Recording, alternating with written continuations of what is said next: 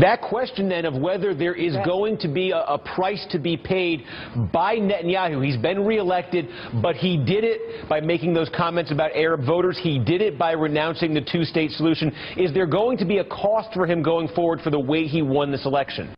Yes, of course there will, because nobody likes strong, independent Jews who could defend themselves. Welcome, ladies and gentlemen, to Gimme 5. And when I say nobody, I mean, in particular, Barack Obama and his administration.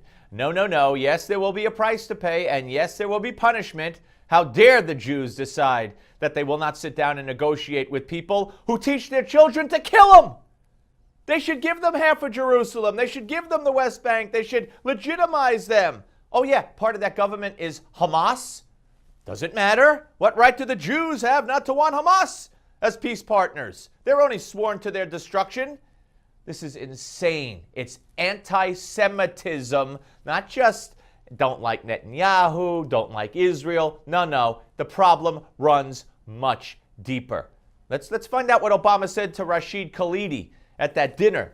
Remember, was it the LA Times that had that video of a dinner where jokes were being made about Israel allegedly and Obama was cracking up? They never would show that video in 2008. I'd like to see that video. Here's more. He has been reelected with a strong mandate for these hardline policies. There's another price, of course, which is the domestic price.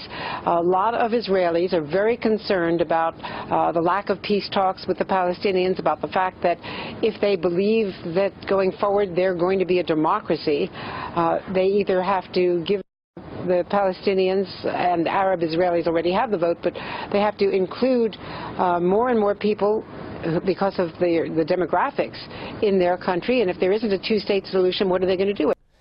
Israel is a Jewish state. Yeah, they have Arabs in there who are citizens, but they preserve all the Christian holy sites and the Muslim holy sites, and they're the only safe haven for Christians in the whole Middle East.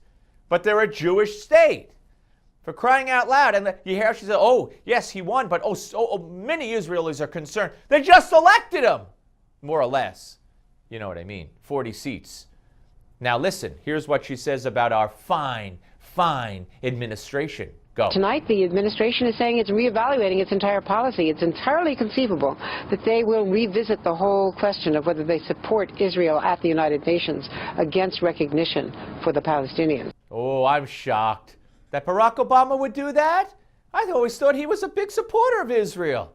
I thought he loved the Jews. I thought he understood the plight. I thought he understood that the Palestinians were teaching their kids terror, to kill the Jews, to hate the Jews. None of that matters to Barack Obama, whose best buddy is the Ayatollah, who swore to the destruction of Israel. You're finding a pattern here, folks? If it walks like one, quacks like one, smells like whatever the heck they say, then it is one. Here's more. And in this case, it meant running a very divisive campaign at the end and abandoning his 6-year-long commitment to a two-state solution to the Palestinian question. So that creates problems. It creates problems because the United States has been the strongest defender, and in many cases the only defender of Israel in these international forums, where, as Ambassador Indyk suggested, the Palestinians are now likely to go with their grievances, and it's harder to defend when your policy is we're not for a two-state solution, we're going to continue to settle the territories. It puts the United States in a very difficult position. Yeah, a very difficult position. In favor of a democracy or a bunch of thugs who teach their children to kill? Yes, very difficult decision. Here's more. And so, you know, there are troubling dimensions to this, and particularly the manner in which Netanyahu chose to run his campaign in the last few weeks. He mortgaged the future in order to win an election. Yeah, he mortgaged the future. I think giving up half of Jerusalem and the West Bank to a bunch of terrorists would be mortgaging the future. These people know no shame. Wow, it's now acceptable just to side with the Palestinians, the peace-loving, good Palestinian people and peace-loving government. Yeah, on the Steve Malzberg Show.